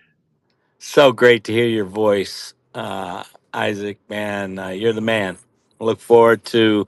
God, last time I saw you was Poker Go Studios a couple years ago, right? Last time I saw you was you giving me a quick coaching session before Win Millions, which was like, what was that? That was probably 24. So I haven't seen you for a couple Yeah. of years, Coach. Miss you, man. I hope everything's good, brother. Yeah, yeah. We're gonna listen after this series. I'm gonna start up a Wednesday poker discussion group, or Wednesday coaching group. I hope you can make it. Go to my website, kennajames.com. I revamped it. I still got a lot of content to put on there, so don't judge me. But it's called Against All Odds, and it's about, I'm going more towards bucking the system and doing the opposite of what you think you should be doing. You'll be closer to the truth. But Amen. you'll find get my newsletter, put your email in there. It's free. You'll love it. And then there's also a Wednesday sign up list there. So I hope to convene with some of you on Wednesday nights after the World Series. Love that. Thank you for sharing that. Yep. Barry, go ahead, Barry. Yeah, your friend Lauren was born in '81, so he's 45. There you go. See, yeah, that was a good read on my part. See there, you didn't need our help. You already had it all figured out. No, I didn't. Barry saved me there. I There's mean, Barry for you. He's our rescuer so many times. Go ahead, Isaac. Actually, I was going to give Kenna his credit. His newsletter, I've been signed up to. There was a really great hand that he had discussed recently. I think it was Kings. And I like the way your breakdown goes on every one of those lessons, Kenna. It's dope because you tell people how would you play it. You give good insight on everything. So I think it's a very valuable thing if you sign up for the newsletter. Like Kenna's really giving away gems. He always does, man. You really are a man of the people, Kenna. That's why I love you, bro. Right back at you, brother. Right back at you. You know, it's we we play a lot more than just cards. So You know, true. it's uh it's a life changing game if you know what to look for.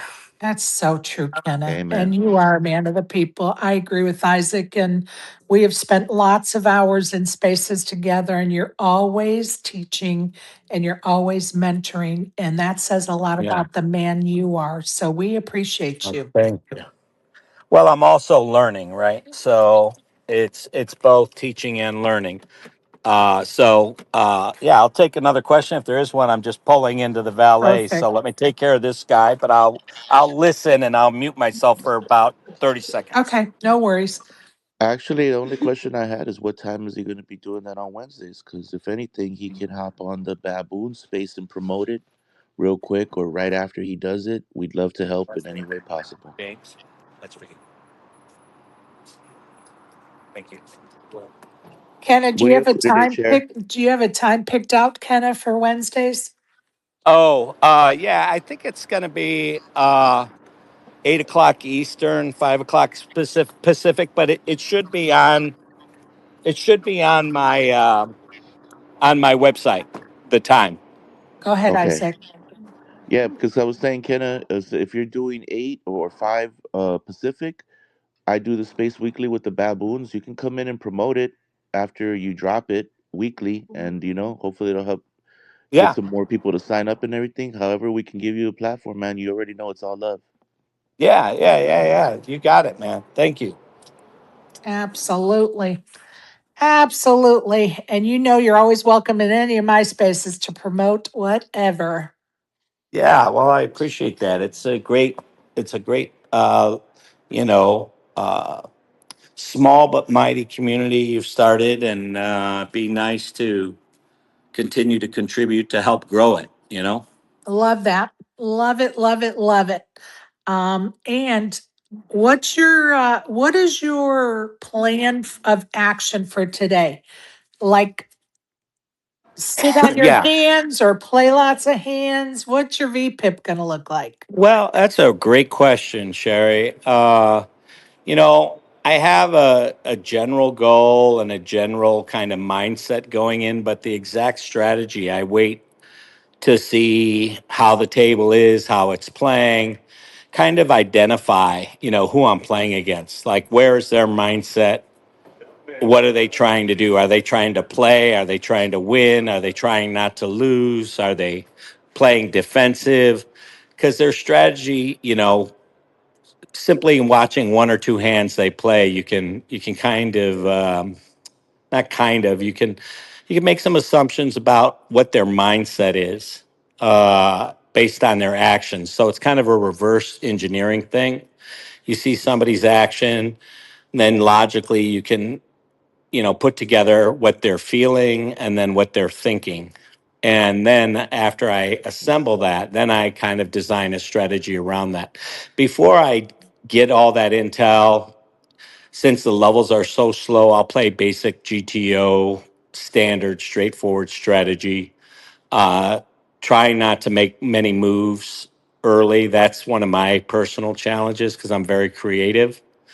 I tend to sometimes get out there and dance around, and this is just not the event to do that too early. Thank you for that. Appreciate that. Karen, is there anything you'd like to ask or comment about? No, I'm good. I'm just good luck today, Kenna. And I got my last event today. Oh, I was just going to say earlier, Mel almost had me talked into playing the Venetian Senior, which would have kept me here another 2 days. But I'm gonna jump in the deep stack and be a good girl and go home tomorrow as planned. All right. Okay. Well, Why? It Oh, was is there perfect is there for is the me. final flight for Venetian today? No, day it's day one's today. It's 1100. It's senior 40-minute levels, 40K starting stack. It's the dream. The dream. How can you not play that, Karen? Well, I've already changed my flight twice. I'm supposed to go home tomorrow. And then I was going to do it. And then my older son texted me. he wants to come over tomorrow. He's 22. And then I had somebody else texting me. I'm like, okay, I guess I just got to go home. Oh Wait, man. Kenna, I'll believe it when I see it. Life calls. That's outside the main event, but just in general, the 40K 40-minute rounds. That's my sweet spot. That's my favorite size tournament. Right. Unfortunately, I haven't run that well at Venetian. I pure bubbled the 800.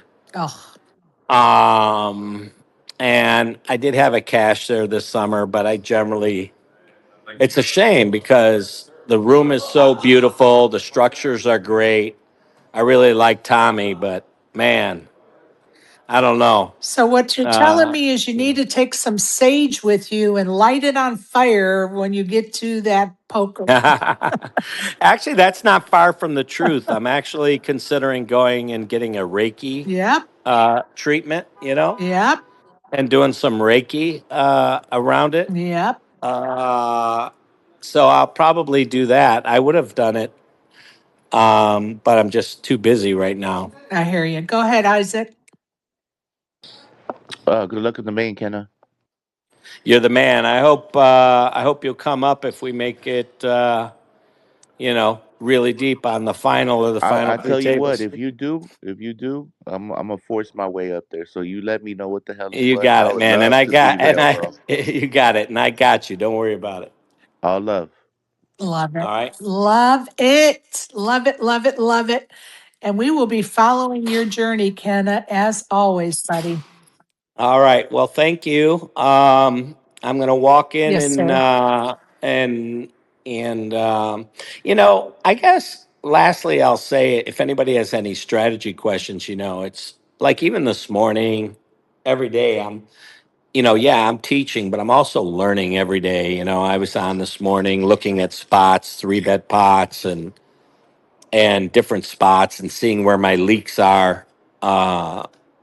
Based on my own mentality of what I would do in certain spots, and so I just encourage everybody, you know, uh, get out of the generalities of life and poker, and get into the specifics of the situation and the details, and get yourself motivated and inspired to improve yourself in your game, and you just feel better.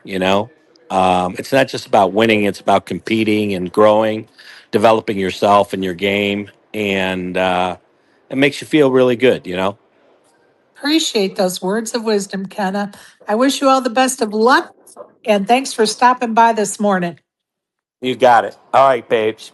Enjoy the journey and live your Absolutely. dream. All right. See you. See you, Kenna James, folks. And I'm going to give a little bit of a synopsis or background about Kenna. I kind of wanted to save it until after he was finished because he was on such a time crunch. But I just want to say that Kenna James is originally from Chicago, Illinois, and he moved to California to pursue his acting career back in 1985. He had several notable roles on both stage and camera, including roles on both the soap operas The Bold and the Beautiful and The Young and the Restless. Kenna has sat in the poker community booths of many live feeds, such as WPT Canada, the Premier Poker League, and the Heartland Poker Tour, to name a few. Kenna has over $4 million in total live earnings, with his best live cash of $700,000 for a second place finish in the 2006 Party Poker Million Dollar Cruise. Kenna has finished in the money 36 times at the WSOP, and that's prior to this year, by the way. And he has four WPT events with three final table appearances and has 20 titles to his name. That is one of Space's favorites, Mr. Kenna James, that just left to go play today's flight of the main event, Kenna James. And I really appreciate him, and I really have enjoyed hanging out with him in Spaces in the past. Many of us have spent many of hours with him in Spaces, and it's been amazing. Go ahead, Isaac. Also, one notable thing about Kenna is that he was in the what was it called? The Premier Poker League. Remember that one? Yeah. That was awesome. I'll never forget him and Devilfish. Yeah, The second or third season. right. Oh man, And I had read that he was in the booth for the premiere lake too. So I could see he that. was I could see very that. involved with that lake for sure. Those are some Yeah. great old films. If you people have not watched those old recordings, you need to go back and look at that stuff. Oh man, that was such a heyday moment because Yes. that's like Terrence Scott doing the announcing. That's oh man, Tony G just being an animal for the first few seasons. That's how I even I became love aware of Tony Jason G. Koon and Jungle Man was because of the Premier Poker I League. love Tony G. I miss him. I Same miss here. him. Oh, okay. Let's go back to Karen. Sorry, Karen, you got interrupted 350 times, 350 times. Sorry. Um, Karen, you're playing. Tell me again what tournament today? So I hadn't even looked, but I assume there's a 1 o'clock deep stack again. Yes. But I'm getting a little bit of a slower start. I went and ate, but yeah, it's just something like that. With Sadie, I have to do things that are just one day things Right. rather. But man, I almost if I hadn't gotten a couple of texts, when are you coming home? And then my older son, I'm gonna come over. I probably would have gone and played, but now I changed my mind. I need to go home. Like I I said, want I'll to. believe it when I see it. When she finally touches down and says, okay, I'm back in Atlanta, I will believe that statement. Well, and that tournament was what Mel's right. It was perfect for me, and I actually run good over at Venetian. But I just I'm gonna move it on home. I hear you. I hear you. I hear you. Did you play anything yesterday? I can't remember. Yeah, I didn't cash. I played the deep stack, The one and o'clock or the again 4 o'clock? the the 1 o'clock. Okay. I jumped in late. Yeah, I had a glorious stack until so. I'm gonna hit it again today. Yeah, I gambled, and it's the kind of tournament to me, a 250 buy-in. If you're gonna gamble, let's do it. And I had like 100K. I had like a huge stack, but then I don't know. I gambled, didn't pay off, so I'm gonna hit it again today. Get it, girls. Today's the day. You're going to go home a winner. I hope And then so. she'll be posting, oh, I won the deep stacks. I decided to stay till Sunday. Go ahead, Isaac. Yo, the dailies are amazing at WSOP, Yes. especially this time of the Yes. season. I'm a Yes. big fan of the 4 p.m., Karen. I think that's a great one to run, but I know the time it ends is what makes it kind of tough. But run great today, Karen. Be rooting for you. Thank you. I appreciate it. I hope I get another good table. Man, we had some, man. Just the stuff they show up with their all ins was just ridiculous. But yeah, hopefully I get another easy table today and I don't go crazy and gamble. I'm not going to do it. Just slow accretion of chips. Yes. No winner's tilt. No winner's tilt. We want to hear you. We want to read a post that says, I won the satellite, not the satellite, the deep stack. So I'm staying till Sunday. That's the post we want to read next. Listen, if I won it, I would have a hard time leaving because now I'm thinking, well, all right, well, I got a good bankroll again. Exactly. And you're on a roll. Right. And besides, just buy your son an airline ticket. He can come stay out there till Sunday with you. You laugh, but you know that's a great idea. Well, his boss may not like that too much if he disappears. Well, about that. I hear you, though. We shouldn't be trying to contribute to the delinquency of a poker player here by encouraging her not to go home. Oh, God. That's too funny. Too. When is Turbo going home? So he also leaves tomorrow. Okay. Um, yeah, I saw him last night for a bit, and I'm not sure what he's doing today. Wolfie was all ready to buy a piece of me for the senior, so when he wakes up and gets in touch with me, I'll have to tell him no dice. No dice, brother. Save it for December, Karen. I can't believe I'm already thinking about December. I barely can think about what's going on this fucking weekend. Go ahead, Sadly, Isaac. I'm already thinking about December too, though. So Jesus don't worry, I'm right Christ. there with you. God almighty. I mean, my life just got a little less complicated by being back from Vegas, and I'm already thinking about December. Holy smokes. It's okay. It's okay. Good. Oh my God. It's good thoughts. Good thoughts. By the way, how's it been? Being back home, being with the granddaughter. How's it been? Well, I was thinking about that this morning. I got a new bed before I left, and I think I've been in that bed. I can't remember what day. I picked it up on Sunday. A Sunday? I think it was a Sunday. And I left for Vegas. I have not been in that bed. I Let me just rephrase that. I have slept elsewhere more times than I've slept in my new bed. I mean, the day I got home from Vegas, the very next day, I got home at like 1 a.m. That morning, I left for the beach. We got back from the beach on Sunday. And Monday, we drove up to my daughter's Airbnb on the north side of Atlanta. So I slept in my bed one night. And now I'm up here in Atlanta for a week or two.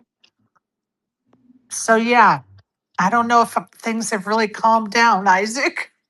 I don't think they have, from what you're telling me. Right, and Oh, I don't even want to start asking you. The other question is, what have you like started apartment or house no, hunting dude, or no. I right so now am trying to. We want to have another garage sale a week from Saturday. get the rocks? And right, gather more rocks to sell. You're exactly right. And I'm not even there to get the shit like like go through a closet to get stuff ready for the garage sale. So when is all that going to happen? Like I've been like before I Yeah, left for Vegas, I went through a closet and got stuff out. And like I said, we're just like cleaning stuff out, making piles in the dining room and in the foyer. And then when we have enough stuff, and in the garage, we will have another garage sale. But I have to have some intentions now. Like I have to do this with better intentions. And I really need to like go through all of my kitchen cabinets. And if I could do that before this garage sale, that would help. That would make me feel a lot better. But I yeah, think it'll happen. I think holy it'll happen. Right shit. now, it just seems crazy. It's insane. And my daughter's team plays twice this week. She plays on Thursday and on Saturday. So I can't even like go home and come back. I have to be here, excuse me, because she needs me to babysit while she's doing some of the team stuff. Yeah, So yeah, yeah, here we are. Yeah, it's all here right. we are. It's all right. Just to take it all in, right? It's like, wait, what? I keep thinking, okay, I need to get over this. I need to do this. And then I do. And then I'm like, okay, that's done. But now I got this. Yeah, You can yeah. relate. The hits keep coming in 2026. It's nuts, dude. It's nuts. And we found out my grandbaby to be is a girl. Oh, congratulations! Yes, thank you. We're excited. Although the daddy to be really wanted a boy, but he's still happy. Oh, he'll be okay. Yep, he will be. Oh yeah, that's dope.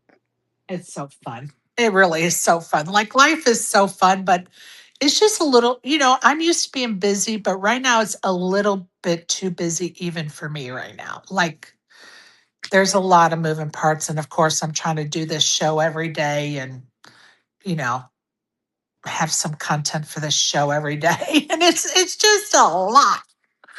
It Just a is. It is. lot. But you know what? I'll say that at least this season has given some good things to highlight. There's been some Yes. interesting stuff going on. There's been some pretty cool runs that we've seen. It's dope to see some of the people that are getting some hardware this season. So Right. yeah. So at least all of that, right? So Yes. that's the good part. I agree. But I will tell you, you missed a good segment earlier. Oh, did I? Unless, Please do tell. Or do I just unless need to you go listen back? unless you were an anonymous at the time, but I discovered the world's largest all you can eat ice cream buffet at the Museum of Ice Cream at Area 15 in Las Vegas. What? Exactly what I said. All you can eat ice cream buffet. That sounds like, Yes, dude. yeah, that's like a quick little emergency room visit. You know what I mean? Get Yes, dude. pre-game with like a couple bags Holy of Suero before. shit. I mean, I'm not a big ice cream lover, but I know there are people out there that they would probably go there 2 or 3 times during a visit to Vegas, right? I would go like if you guys wanted to go or if I had my grandbaby, but honestly, I never see myself ever going to that place. But Oh, yo, same here. yeah, But pretty crazy idea though. I'm not gonna lie. yes, dude. The tickets start at $42. Oh nah, I'm good. I'll go get some ice cream with 31 flavors real quick for all of that shit. $42. There's a $42 ticket, a $52 ticket, and the VIP ticket is $68. The VIP ticket, what? Are you meeting all the ice cream chefs at that point? Getting their recipe books? Like, yo, come on. Come on. Hey, I've Dude, realized something though. In this era we live in, like any experience now is gonna happen. right, Whatever you know? right. What's the next one? We have a hot dog buffet somewhere? Nathan's. Probably. Yo, that'd be You amazing. can't rule that out. Hot You dog can't. No. experience. No, you can't. No, You you can't. That's what I cannot rule mean. that out, dude. You can't. But ice cream at Area 15, I mean, visually, that's going to be cool off top because Area 15 is a very, very interesting venue. Yes. Yes. And they boast about having the largest sprinkle pool. The largest sprinkle box. Listen, listen. If we can get anybody to hop in the sprinkle pool, Look, I don't think it's that kind of sprinkle pool. It's just to dip your cones in. when you say world's largest, that shit can't just be, you know what I'm saying? A 3x3. Come Oh on. my God. What if it is one you could jump in? Oh my God. Oh my God. That would be hilarious, dude. Yes, that would be. Oh my goodness. That would be hilarious to have like a big pit of sprinkles. Oh my God. Sprinkles for days. I wish I had Reaper with me in that moment so that I could throw his ass in there. Reaper. How's he, my friend, doing? I miss him. Oh man, he's over there just sleeping, That's all um, right. doing his best Rumpelstiltskin impression this year. You tell him the next time you talk to him, I said hello. I will definitely do that. I miss him. I love him so much. His little grouch. He would make a great Oscar the Grouch. Oh man, Reaper is Oscar the Grouch. Come on, Wow. think about it. I'm not that wrong. Nah, nah, nah, not at all. Especially if you get him going. You know. Yes, he gets all hyper. It's so funny. It's so funny. Yeah, He talks 100 miles an hour. I love it. that's a rare time too, because usually he doesn't. He's famous for taking his pauses. You know what I'm saying? But Yes. like you said, when he gets going, yeah, he starts going mile a minute at you. And it's hilarious, dude. It is so funny. He just cracks me up when he's hanging out with us. Like he just cracks me up. Yep, yep. But I'm gonna definitely pull his ass with me for something out here, and hopefully Good. everything's good with him as well for December because he was as bummed out as I I was about know. missing the game. I know. I hear you. Yep. December it is. December it is, people. Oh, I can't believe I'm even saying that right now. Yeah, I know. Especially because I know that you got the baby coming in December too, right? Exactly. Grandbaby coming. Yeah, Exactly. Oh my God. Yes, exactly that. And yeah. And that's going to be getting down to the nitty gritty as far as getting the house on the market. So it's going to be, yeah, it's going to be crazy. Well, but we you know, got to do it. hopefully the timing is what it needs to be. If it's meant to be, Isaac, it will be. Amen. I firmly believe that when it comes to jobs, selling houses, buying houses, whatever. If it's meant to be, the things fall into place and it just rolls along. That's why I'm not even looking for a place to move into. Because I'm like, if I have to move into a hotel for a month, I don't care. Like, I really just don't even care because I have so much shit to do before now and that even coming about that I'm just good with pick up the check, sign off on the house, and then just drive out there and then figure out where I'm going to live from there. I know I that. hear you as is. Yo, that drive's gonna be fun. Yeah, yeah, yeah, yeah. And I'm going to have to make it twice in the next 6 to 8 months, 9 months, Oh man. year. Yeah. Hey, there's a good one. We're gonna need a Sherry tracker. That'd be a good one. It would be a good one. Yeah, we'll definitely have to do some spaces. Maybe, you know what I think it would be fun is to pick up different people along the way to ride with me for a portion of the trip. That would be pretty cool. Yeah. Right? I'd be like, Yeah. okay, let me drive to, I don't know, where's somebody at that, I don't know, not Kenny Powers is somewhere in Alabama. So if I take the southern route, okay, I'm picking up not Kenny Powers. He's going to ride with me to Biloxi and then get back, on a whatever, however he gets back, and then I pick up somebody in Biloxi that's going to go with me to Houston, and then they can fly home from Houston. I just think it'd be hilarious. I mean, I'll be honest. Your first stop's got to be Barry Levy. You just got to pull up to New York real quick, go grab him, go to Borgata real quick. That'll. Geez, talk about out of my way by about 15 hours. Jesus Christ. Oh my God. But if he wanted to fly in Atlanta and start the trek in Atlanta, maybe Atlanta to St. Louis, he could hop off and take a one way to from St. Louis back to New York. Oh my God. There you go. Too funny. Too funny. All right. I think I'm going to end it, you guys. Appreciate everybody for pulling up today. For sure. Always a pleasure to talk with Kenna James, and Craig Tapscott stopped in today. It was a pleasure to chat with him. Pleasure to chat with Barry and Isaac and Karen, and who else was in here? ASG, and I think that's all that came up on the panel. And I appreciate those listening, like D Man and Michael. And I saw Exec Deck stop in here earlier, and anybody else that I'm missing, I'm sorry. Barry, you have anything else you'd like to bring up before I log it off, buddy? Yeah, all good. Good space. Appreciate you, bud, as always. Isaac, anything? Nope, not at all. Y'all have a great one. Appreciate you, buddy. Have a great day, people. Get out and touch that grass. If you're on the felt, good luck, especially to all those that are in the main event today. We want to hear about you making it to day 3. And we also want to hear about Karen winning that deep stack today, that daily tournament over at the Horseshoe, and her changing her flight till Sunday because she has won it. So have a great day, people. And I appreciate all of you. You get a chip, and you get a chip, and you get a chip.